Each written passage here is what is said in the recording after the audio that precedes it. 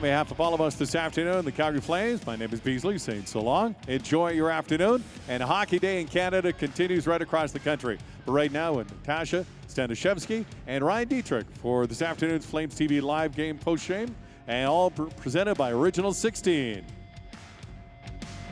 Original 16 gives you the chance to win one of 3 Calgary Flames fan experiences. Details in the new limited edition 15 packs of Canadian Pale Ale. Original 16, official beer sponsor of the Calgary Flames. Must be of legal drinking age, no purchase necessary.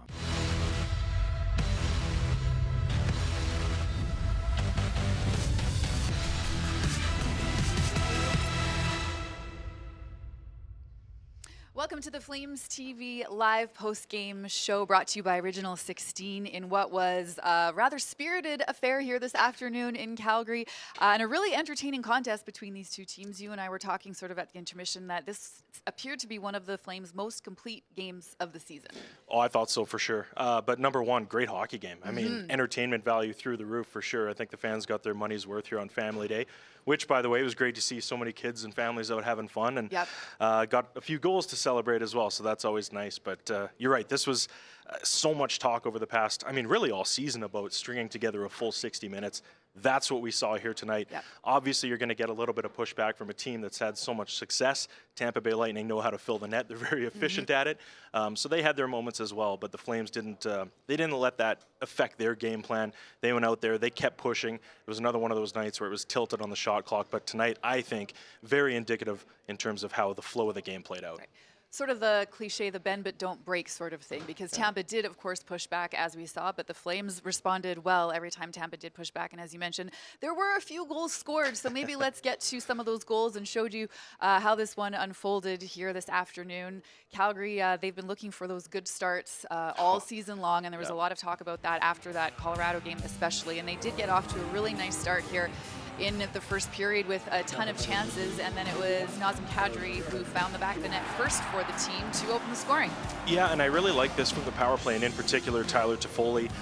You know, obviously Darryl Sutter's talked about him being that one-shot scorer, so he's going to be that shooting threat off this circle, but Nazem Kadri finds that soft spot in the middle of the ice, gives him the target, puts his stick down. I think kind of fooled everyone when Toffoli didn't decide to go upstairs with that. Right. Just kind of puts it into an area where his teammate can, you know, just get a stick on it. Andre Vasilevsky, not much of a chance. Yeah, that was 18 for Kadri this season so far. And then, of course, in the second frame, this is where we saw the pushback from the Bolt, Steven Stamkos, with just an unreal wicked shot there from the slot. Not much of a chance for Vladar on that shot. For sure, and this was the first of 2 goals in 48 seconds, so you're thinking, uh-oh, you're the Calgary Flames. Is it another one of those, you know, second or third period lapses? Well, this is just a special player doing what he does best. He scored his 500th career goal the other night. He's up to 504 now, so it doesn't take him very long to rack him up. That's a heck of a shot. The elevation and the velocity all in one. Yes, and as you mentioned, these 2 goals were quick. Just 48 seconds apart, there's Vladimir Nemesnikov putting in that second goal. And just bang plays, really. Yeah, and a really great, you know, we see it there in the corner, Nick Paul in the battle with Chris Tanev. This is actually a really highly skilled play to come out with the puck and make that pass across the crease. Little bit of debate, of course. Did Vladislav Nemesnikov kick that in? Yes. We know we saw it the other night in Nashville. The Flames were on the receiving end of that call, but it counts, and it's a new hockey game, really. And then we watched as Calgary responded, which was really positive to see. It was Tyler Toffoli who answered for the Flames, getting his 17th just over a minute later. Yeah, and speaking of the first of 2, this is the first of 2 for Victor Hedman. A little bit of friendly fire. This one goes off his skating in, but you know what? It caps a hard-working sequence from Tyler Toffoli. You know, the first one stopped. He doesn't give up, sticks with it, regardless of whether or not Victor Hedman's in the blue paint there. If it isn't, that's an easy tap in for Elias Lindholm. So either way, the puck's going to the right areas. And then, of course, Rasmus Andersson would give the Flames the lead back. And here's what you were talking about after off of Hedman. There's the other one off the defenseman. Off the jersey this time. But again, great play. I mean, this goal to me speaks about the maturation, the evolution of Rasmus Andersson's game. Doesn't just immediately fire the puck there. He gets it at the line, you know, kind of backpedals, changes the angle, and waits for some of that traffic to develop in front. So sure, you get a little bit of a bounce off the jersey, but you're looking for that traffic and you're trying to put it through those bodies to begin with. So rewarded for the type of game plan they had. Right, so the Flames with a 1-goal lead heading into the third. They've been a part of a lot of these tight games in the third period, and Dylan Dubé gave them some well, we thought it was the insurance marker. It was definitely a cushion at least, a 4-2 lead. Absolutely, and good to see Dylan Dubé. I mean, this is a tremendous amount of speed down the wing, but maybe more importantly, it takes a perfect shot to beat 6'4", 220-pound Andrei Vasilevsky. But that's what that was. Absolutely perfect. No chance, right in the top corner. So they were up by 2, but the Bolts, they weren't done yet. Anthony Cirelli, left alone here at the side of the net, would tuck one in to pull the Bolts within 1 with just 4 minutes to go. Yeah, and I'm not going to say this is a set play, but you're starting to see this more from teams where, shots are almost going intentionally wide of the net, but they establish some traffic sort of backdoor. So you might not be able to get your stick on it in this case, but Cirelli's in the right spot to knock it down. Nobody can really sort of cover him in that position. It gives him a bit of a tap in, and yeah, like you said, suddenly it was game on again tonight. And the Flames looked good again. I mean, they got the 2 empty net goals here to sort of seal this one off for them or secure the victory. Jonathan Huberdeau got his 9th of the season into the empty net. And then Blake Coleman, who took that 4-minute high-sticking penalty earlier in the third, which we can talk about later, he maybe a little bit of redemption here as he got an empty netter goal as well. Absolutely, sorry there. And I think the most important thing about these goals, not only do you put the game away, but every empty net goal typically comes from a play in your own end. And that's where both of those started.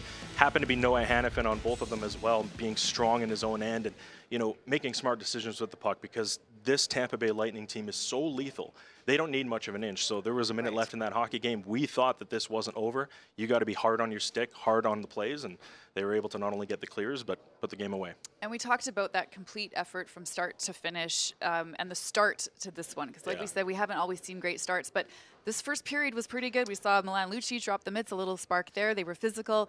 A lot of good things in that first period to sort of set the tone. Tons of jam, but there was juice right off the top, too. It wasn't just the physical play that you're alluding to, although that was a huge part of it. Tons of energy in this one.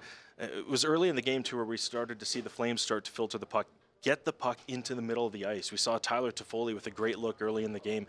Vasilevsky had to make a good save, but early on, you're pressing. You're forcing the team into making mistakes, but you're also setting the table for your own offensive game to develop. And, the first 5 minutes, truly indicative of how the rest of the night played out here. Yeah, very nice start by the team. We'll have to see what Darryl Sutter thinks about how his team played. Let's listen in right now.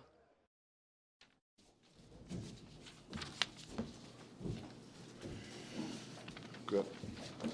What are your thoughts on that one? Special teams really good. 5-5, we were really good. Is this maybe the most complete game of the season? No. Haven't played one yet. What did you think of Pelletier's debut? What's that? What did you think of Jacob's first few shifts in the NHL? Jacob Pelletier. What number is he? 49. 49. 6 minutes, 35 seconds, 13 shifts, average 30 seconds a shift. Got 43 seconds in the power play, played 5 minutes, 52 seconds, had 1 shot and goal and 1 hit. Beyond the stats. Can you learn just from being on the bench and seeing what the veterans on the team are doing? It's the NHL, 21 years old, got a long ways to go. Darryl, you talk about how regular season games in the NHL rarely have intensity. Was this an exception? No. I think it's Saturday, it's hockey day in Canada, right? Remember when you were a boy, did you play hockey day in Canada? You stayed at the rink all day, it was emotion all day, so we only had to do it for 2.5 hours today. A couple goals in under a minute. Did you like how your team bounced back after that? Yeah, it's part of the game, right? It's either tied, down 1, up 1, games are close. What did the PK do that was so effective to keep them off the Well, scoreboard? obviously, when it's the 4-minute power play is pretty extensive. And even when they pull the goalie, they can put some pretty big horses out there. So what you did was try and keep out of your zone as much as you could. I think there's had to be 16 to 18 minutes in power play special teams tonight. So both teams, big guys, do a lot of work on both those, including goalies. Yeah, how much did Vladar factor into that penalty kill tonight? I don't think other than traffic, I don't think you had a lot of big saves. I mean, you got to make a couple. I mean, it's part of the game, isn't it? Darryl, you You just passed Badger Bob for the most victories in Flames franchise history. Does that mean anything to you? I'd like to win Game 7 in 2000 in the playoffs, so whatever year that was. It's the game against Tampa. I'd like to win that one. It's not hard to pass somebody. All you got to be is good. It's been a very strong start to the game. What did you I say in think the our first first period? period's good. I mean, there's so much talk about it because when you have one game where you don't have a good first period, then all the experts bitch, right? They say what's wrong. Well, there's really not what's wrong. It's going to happen. It's a tough schedule and different energy levels, and players don't always have their best nights, things like that. So it's a good start against a good team. Well, good. Okay, thank you very much. And Darryl talked about the penalty kill. Tampa went 0 for 6. The Flames did a nice job of defending overall. Tampa had that 2-man advantage at the end of the first, and then, of course, that 4-minute penalty in the third as well, and the Flames killed it all off. Yeah, we talked about this early in the game too, because it became very apparent what the game plan or what the strategy would be against this Lightning team, and you're going to see it sort of in this highlight pack here, not exclusive to the PK, but the defensive plays all night. I think the key when you've got shooters like Nikita Kucherov, who finished with 4 on the night, Steven Stamkos, and Victor Hedman up top, they're going to make your life difficult because they're able to get to the middle of the ice and get those quality chances. And what the Flames did so well is they started pressuring him. They didn't give him any time to start setting up and get those premier looks that you're looking for. So that was sort of the key to their success, get in those lanes, but also pressure them. Don't give them any time, swarm them, make their life difficult. So I think we saw that. It's very difficult, by the way, to make the Tampa Bay Lightning look frustrated, maybe look a little bit average at times. But I think this kind of picked up off their game against Edmonton. They started to show a bit of frustration in that one too. I think it carried over into this one.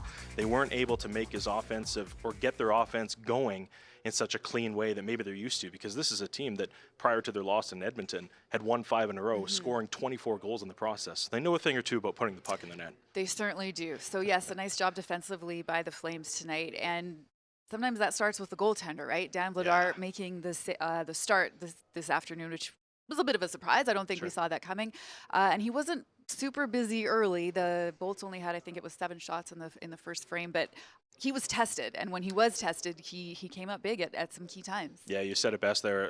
The volume maybe not as much as what he's used to, but this is a goaltender that's been given the Flames everything they could ask for over the last little bit. This win today, he's now 8-0-3 in his last 11 decisions. I mean, you're talking about piling up points in the division right now. Well, this guy's doing it every single time he's in the crease. And I mean, look at this play right here. A nice little soft area pass from Braden Point. That's an elite goal scorer. Nikita Kucherov driving the middle, and he gets the pad on it. So everything you see here, every single stop, nice little spin move from Mestikov there too. I think both of us had to admire that one. Yeah, he had a good game. These are good shooters, and I sort of loathe the term timely saves because I don't think that means a whole lot. But the fact of the matter is, these are good saves, and he was giving the Flames that all night. Right. Well, looks like we might be getting a guest here. Oh, we have our guest coming in, but yeah, Vladar was good all afternoon. As we mentioned, just a complete game from the Flames all around from start to finish, and they were physical along with scoring a bunch of goals, and part of that physicality came from Milan Lucic, who joins us on the desk here in the first frame. Welcome, Milan. How's it going? Good. It's good. It's good after a win. Yeah, no kidding. He had that fight in the first period, and just like we were saying, an all-around nice effort by your team. How do you think the game went this afternoon? Yeah, you know what? We wanted to get our energy levels out and up and have a good start and play with some momentum and the way that we know that we can. And having a good start is always a big thing for us. And the last 2 games, Nashville and Colorado, it wasn't really there. And today, I think it was one of our best complete efforts from start to finish. So starts with a good first period, and then everyone contributing after that. I mean, obviously, Milan, you had the fight, but there was lots of physicality, I think, not just in that area. We saw a number of scrums, too. I wouldn't say it resembled necessarily a playoff game, but it seemed to have a little bit more juice than maybe we've seen recently. Is that sort of important for this team to get everybody engaged that way? Yeah, I think so. We're a team when we're engaged, we play a lot better. We're able to play our game. You know what? A lot of people talk about the high-flying offense of the Tampa Bay Lightning, but they're a big, strong, physical team. So you got to be ready to get in the trenches with them. And like I said, our preparation was there today, and it got us a big win. Can you talk about the way you guys responded when there was a little bit of adversity? Tampa had those 2 quick goals, but you answered right back. How important was that for you guys? Yeah, it was huge. You know, especially the kind of goal that it was. You know, just staying with it, banging one of those greasy ones around the net. But you know, that's an area in our game that I think we need to continue to build on. Is you know, when we do get down or there's a momentum shift, we gotta find a way to get it back. And today we were able to do that. Last one for you, Milan. I mean, the play of your goaltender, Dan Vladar, has been giving you guys everything you could ask for. We were just talking about, I think he's 8-0-3 in his last 11 decisions. Numbers kind of speak for themselves, but what'd you think of his play tonight? Yeah, really good. Really good, especially when we needed him, you know, on the penalty kill. And you saw Perry had that break there, you know, where you know, he could have scored on that 4-minute power play, and he made a big save. So, you know, he's been playing great. He's been feeling it. So we've got to keep it going the way he has between the pipes. I lied. I'll throw you one more because it was family day here at the Dome. We see his kids everywhere. I think is it your daughter's birthday too? So you're getting a little bit of everything right now. It was 4 days ago. Oh yeah, on the 17th, and she wanted today to kind of be her birthday party. So big number for her, turning 10 years old, and I know her and her friends had a lot of fun. Amazing. Awesome. 10. That's a big one. Thank you huge. for this. Thanks, Milan. Appreciate it. Yes, a physical game for the Flames, which helped all around, and so much to talk about in this one. We haven't even talked about Jacob Pelletier yet, who made his NHL debut. He did the solo lap without the bucket. Let's hear from him now in the dressing room. Hi, everybody. How did that feel? How did that, you know, as you came out on the ice and as the game went on? It's unreal. I mean, when I came out for warm-up, I was kind of stressed. First shift, too. But, you know, I think after the first one, I was like, I mean, it's just playing hockey, right? So, yeah, it's been great. Did you prove anything to yourself? Now, I know it's just a taste. I know it wasn't a time. You don't want to get ahead of yourself. But did you kind of prove something to yourself? Oh, of course. I mean, you know, it's a dream came true. You know, since I've been probably like 4 or 5, the main goal is to play in the NHL, and tonight it was the first one, so it's great. You just threw your phone down. Did you check to see how much it blew up? Not really. I've got my family here, so I think I'm gonna come see. I'm gonna come go see them after. Did you tell Trevor Lewis to start behaving himself on face-offs there at the start? Or? Yeah, I mean the first 2-1, I was like, man, like I think in day I took probably like 5 face-off the whole year, and then I was like, yeah. But you know, it's great. It's great. Did you were you surprised that you had such a good scoring chance early on off of that rebound? Yeah, well, I mean, it was a great play by Dewey, shot, and then it kind of came off hard, and I was like, whoa. And I tried to shoot, and hopefully I'd score, but I think it's gonna go in for the next game. You know, you mentioned your family being here. Can you describe what it's like getting that opportunity to play your first game in front of them? Yeah, I mean, it's great. You know, they took the last flight out of Montreal last night at 10 o'clock, I think. They arrived at 3 in the morning here. So it's great to see them. You know, I haven't been I haven't seen them in a long time, so it's good to see them, and it's good for us to enjoy this moment together.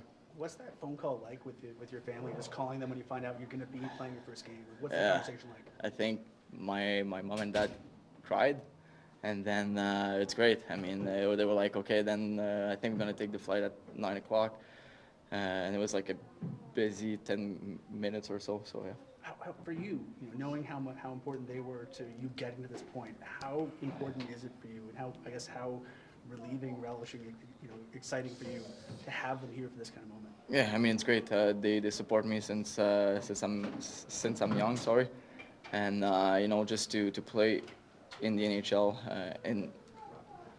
in front of them. Sorry, it's been great. Yeah. Okay, thanks, Peltz. Thank you. All right, thank you guys. Appreciate it. This is one of my favorite things of all time. It's just watching players make their NHL debut. And Pelletier's was, I mean, you saw the emotion. They were talking about his parents crying, and luckily they were able to come out to this one. There's the solo skate, and he, I mean, he didn't play much, but he looked very comfortable out there from what we saw. Yeah, well, it started in warm-up. You mentioned the no bucket. The hair's looking pretty good. The flow is great. He knew what he was doing. That's a veteran move for a rookie. But, yeah, I mean, this was his second shift in the NHL. Not a bad look to get there. Almost scored there. Yeah. He'll have to, I think it was Walker Duehr with the pass. He's going to have to give him a little. That pass needs to be less in the feet, maybe more in the shooting position. But he was great. 6:35 ice time, like you mentioned. But he made the most of it. He looked really good. Quick Pelletier story, by the way. Sure. So he came on the road trip with us, that 5-gamer, started in Chicago. Yep. And, the Chicago stop was interesting because there wasn't a morning skate that day. So it was his first, real day in the NHL, but he didn't get the full experience. Right. Him and Walker Duehr went to the rink anyway, and that's the United Center where the Blackhawks play. It's got a lot of mystique around it. One of the biggest rinks in the NHL too. And I was kind of stationed on the bench, just getting ready to get those first moments. He skated on the ice, and he just kind of does one of these and says, "This is so sick." So, yeah. I think everybody was waiting for this moment and, maybe impatiently waiting for the moment. But the fact is, when a player of this caliber and of this age is coming into the NHL, you do need to have that little bit of an acclimation period. And I think just being around the team, getting a few dinners in, getting to spend some time, and obviously get those practices in too. I think that was a really valuable 10 days for him, and it really added to the comfort level. We see him in the dressing room now. He just looks a little bit more calm, a little bit more at ease with what's happening around him, and it's great to see. And speaking of those dinners and being comfortable, before the game, we were asking him, what he thought about being at this level and what he was learning, and he said he learned that the steaks are really expensive at this level. When the team goes out for dinner. He didn't have to pay, but he did notice the bills are a lot higher. So nice to see him get out there. Let's hear now from Rasmus Andersson in the dressing room, who was the first star this afternoon. Yeah. You want to touch that? Oh. Okay. Might pull it off. All right, let's try to do this quick. Raz, that's one of those games that felt like, from us watching Rope Bar, it had everything in it. Yeah, no, it was a lot of emotions and a lot of goals. So it was a fun one, and it was a good thing that we came out on top. I feel like, after the last game, there was all these questions about the effort or the start anyway. This was the perfect bounce back for you guys?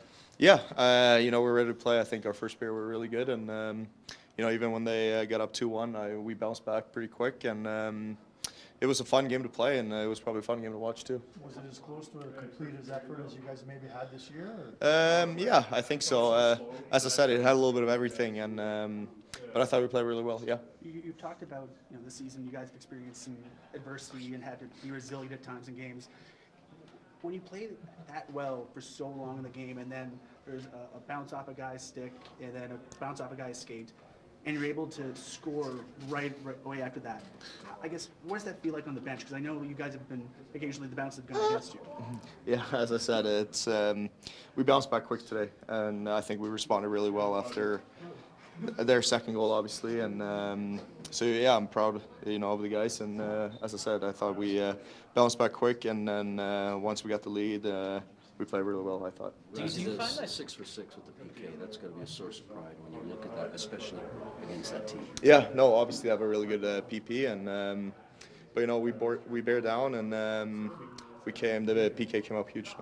When it's such an entertaining game and it's kind of got a bit of everything, and you see a guy like Jacob experiencing his first NHL game, is it maybe a bit of a reminder of why you guys are so lucky to do what you do? Yeah, I remember my first NHL game. It's obviously cool, and I'm happy for him that he played his first NHL game tonight, and I thought he looked really good. Okay, thanks. That's it. All right. Cheers. Best luck in playing.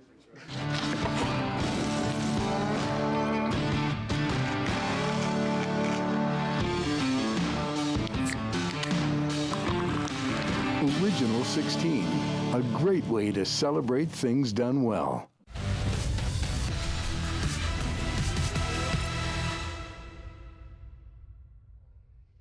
All right, so to recap, a rather big victory here by the Flames this afternoon on this matinee, 6-3 against Tampa Bay Lightning, and as we keep saying, one of the more complete games we've seen from the Flames all season. Yeah, 100%, and we heard it straight from Milan Lucic too. So when the players start to acknowledge that was one of their better efforts, that means something, because we're starting to get deep into the season. We know exactly what this playoff race is looking like. They need to bring it every night, and tonight was such a good today. Actually, that's a swear jar type of comment on the afternoon game, but regardless, really good effort, but I think the key to that was they got some monster effort from their best players, and we just heard from Rasmus Andersson, and when you're playing in a game and you've got Victor Hedman on the other side, and we know players love to have those sort of, you're not playing one-on-one, but it's a matchup in some ways. To put up more than 27 minutes and finish the night with 3 points, that's exactly the type of big minute, big money type of performance they need from their best players. And we've seen it a lot from Rasmus Andersson this year, but the fact that he comes through with a night like this too, when they really desperately needed a win, that speaks volumes. It did feel like a Saturday night game, didn't it? Lots of goals, a fight, lots of physicality. Lots of energy in the crowd. Totally. It was great. Yeah. Great game very entertaining game by the Flames. So they take the 6-3 victory here. They snap a 2-game losing skid. And now they get ready for the next one, which is another so-called big game. Johnny Gaudreau and the Columbus Blue Jackets are in town Monday night, so we will see you then.